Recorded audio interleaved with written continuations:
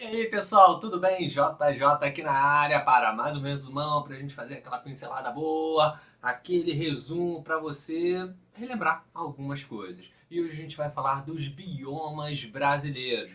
Lembrando, galera, a gente tem 6 biomas efetivamente grandes que a gente conhece e a gente vai começar pelo maior deles, a Amazônia ou Floresta Amazônica. É o maior bioma brasileiro e também é o que tem a maior biodiversidade do planeta. Ele tem uma variação longitudinal bastante grande, né? E tem um clima ameno, aquele clima gostosinho para várias espécies ali existirem. Então, ele tem fatores ali muito importantes, como alta luminosidade, bom para os seres produtores, né, como as plantinhas, alta biodiversidade, alta umidade, tudo alto, né?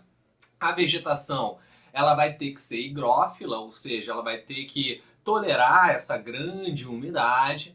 Ela também tem folhas latifoliadas, né? Folhas que acabam sendo largas, grandes, porque pela folha que ela acaba perdendo água, não é isso, galera? Pela transpiração. Então, o que acontece? Nesse processo aí, como tem bastante umidade, ela pode se dar o luxo de ter folhas largas, que captura mais luz e não tem problema de perder água pela transpiração, porque é um ambiente muito úmido, chove bastante. E são folhas perennifólias, elas não têm esse negócio de cair numa época do ano, né? Acabar, né, senescendo, vamos dizer assim, ok? Além disso, como tem uma alta biodiversidade, acaba tendo uma alta competição por alimento, alta predação, né? O predatismo é muito forte lá, alto endemismo, muitas espécies endêmicas de lá só existem lá, alto epifitismo, porque a gente tem ali muitas árvores grandes, então algumas bromélias, orquídeas vão aproveitar, né, esses galhos ali para amarrarem suas raízes e captarem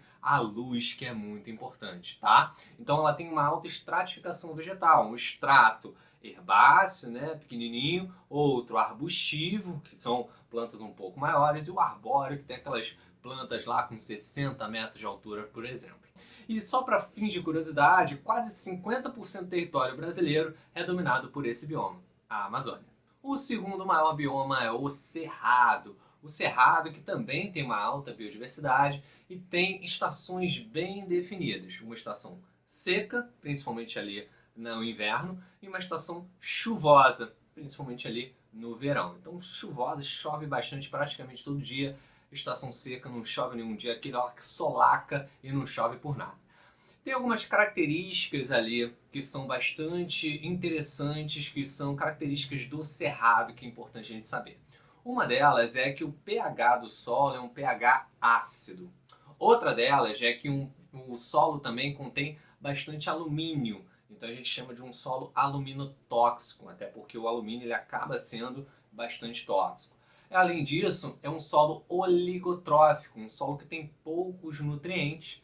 E por fim, a gente tem uma característica da vegetação que são caules e galhos bem tortuosos, tá? A gente chama isso de escleromorfismo. Então, ela tem uma característica bastante peculiar em relação a isso. Outra característica aí é que 2/3 da biomassa total do cerrado não está acima do solo, e sim abaixo, porque essas plantas elas investem bastante no crescimento das raízes. Então, grande parte da biomassa está debaixo da terra, galera. É importante salientar que as plantas presentes nesse bioma têm uma certa adaptação ao fogo, uma cutícula mais espessa, uma gema com pilosidade para proteção. As sementes também são protegidas. A gente tem folhas coriáceas que lembra couro, né? São pequenas, são pilosas também. A casca do caule dessa planta acaba sendo bastante espesso, né? Uma casca grossa, um súber bastante espesso, justamente para tolerar essa alta temperatura quando acontece as queimadas, quando tem o fogo ali presente, fazendo com que essa planta consiga sobreviver. Algumas sementes também, inclusive algumas sementes só germinam depois da época do fogo. O terceiro maior bioma é a Mata Atlântica, que se encontra, né? A gente já sabe, bastante degradado, mais de 90% foi embora. Isso, claro, tem relação com a nossa colonização e tudo mais, mas eu não vou entrar nesse aspecto, só vou falar das características da Mata Atlântica. Bem, ela tem uma variação latitudinal bastante grande e altitudinal também, de altura, bastante grande também em relação aos outros biomas que eu já falei anteriormente. O clima também continua sendo ameno, tem algumas características muito semelhantes ao bioma Amazônia, como alta luminosidade, alta biodiversidade, alta umidade, muita evapotranspiração.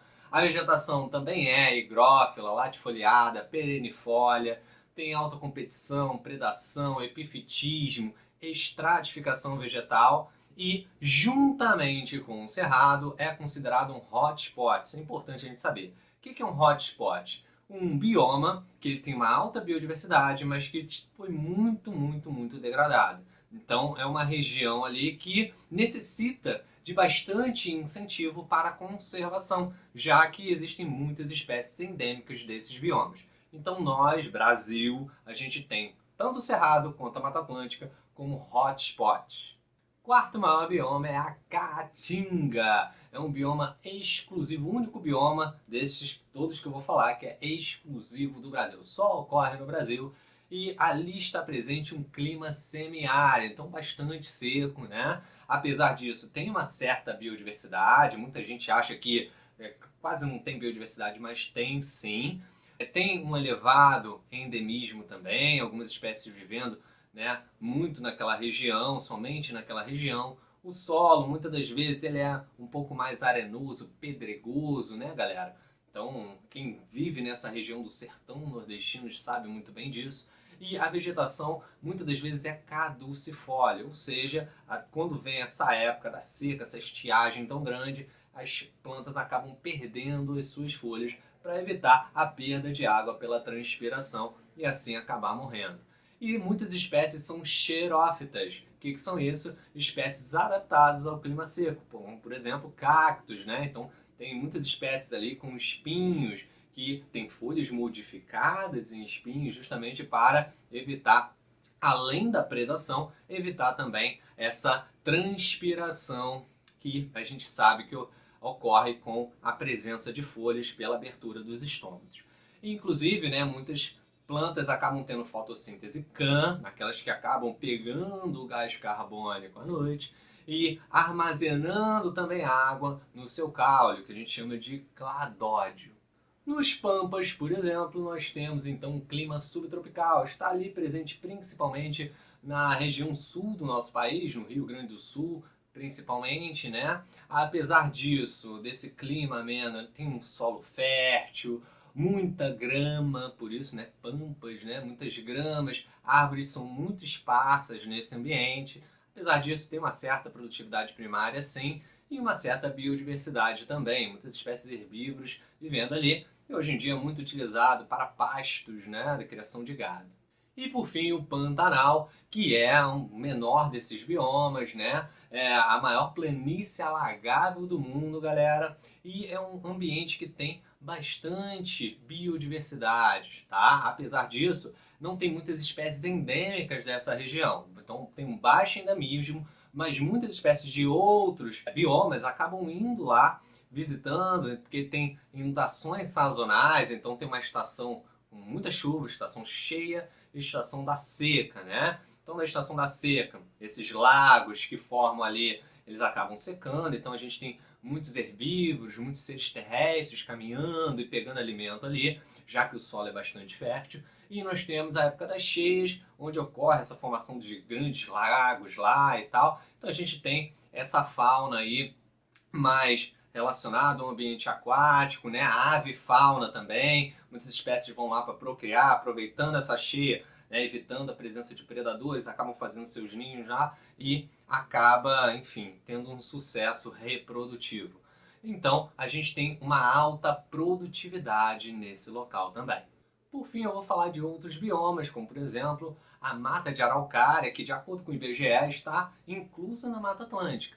É também relacionado a uma região subtropical, então muito presente ali no Paraná, Santa Catarina, Rio Grande do Sul, né? Apesar de estar muito devastado também, tem um predomínio das araucárias, que é o pinheiro do Paraná, e por isso tem uma baixa biodiversidade. A gente tem um predomínio de uma espécie em detrimento de outras possíveis existentes ali. Então é uma baixa biodiversidade. Continuando, a gente tem um manguezal que está relacionado também a um rio, a um mar e também a terra, o solo presente ali. Características do manguezal, né? Tem um solo bastante lodoso, instável e anóxico, além de salino. Então a gente tem, né, poucas espécies que vão viver ali no mangue, espécies vegetais. A gente tem um mangue vermelho, mangue branco, mangue preto. Pouca biodiversidade, então, mas uma característica bastante importante é que são um berçário, né? Esse ambiente é um berçário de espécies marinhas. Muitas espécies marinhas vão desovar lá, criar seus filhotinhos e tudo mais, para que eles consigam entrar mar adentro de novo. Então, algumas características importantes que as plantas vão ter que ter é, por exemplo, raízes respiratórias com pneumatóforos, para poder capturar o oxigênio, já que esse solo é lodoso, anóxico, então a raiz precisa respirar também, né, galera? Além disso, tem glândulas de sal para eliminar o excesso de sal, afinal esse solo é bastante salino, né? A gente tem ramos caulinares, que vamos chamar de rizóforos, que vão servir para a sustentação, né? Então, cada vez saindo como se fossem ramos ali dos galhos, permitindo essa fixação, essa sustentação da planta, evitando que ela caia. E, além disso, a gente tem lenticelas muito presentes no caule, justamente para essa troca gasosa. A gente ainda vai ter as restingas, né, que tem uma vegetação muito relacionada à costa, né, uma vegetação costeira, com muitas moitas, né, alguns tufos ali de plantas, mais ou menos assim, um solo bastante arenoso, né, alguns fatores dessecantes, como, por exemplo, esse solo arenoso que não permite a fixação de água, por exemplo, todo o fator da maresia, então a gente vai ter muitas plantas xerófitas vivendo ali também, pouco endemismo e grande ação do mar, grande ação da salinidade, além do solo que eu já falei, que é arenoso. E as matas do cocais, para a gente finalizar esse processo, que é uma região nada mais é do que uma região de transição entre a Amazônia e a Caatinga. Que o que é importante a gente saber é que temos dois tipos de plantas principais. Um é o babaçu, da onde tira o óleo, principalmente do babaçu, que pode até funcionar como um biocombustível, e outra é a carnaúba, que a gente retira a cera de carnaúba, muito utilizada pelas indústrias, né? Até para colocar nos alimentos. Então, é bastante importante, muito presente ali na mata dos cocais, esses tipos de planta.